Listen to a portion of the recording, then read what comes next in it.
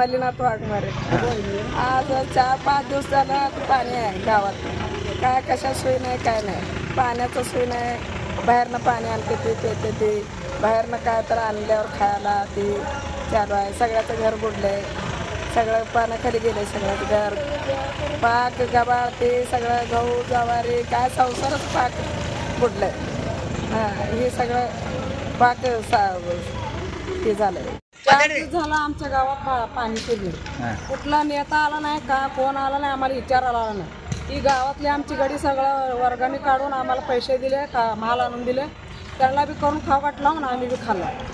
मग आता टाकलं आई बहीण भाऊ ताई माई करत येते ती आता कोण सुद्धा आलं नाही. विचारायला आल्यावर त्यांना तोंड आहे का आपल्याला बोलायला टाका म्हणाला.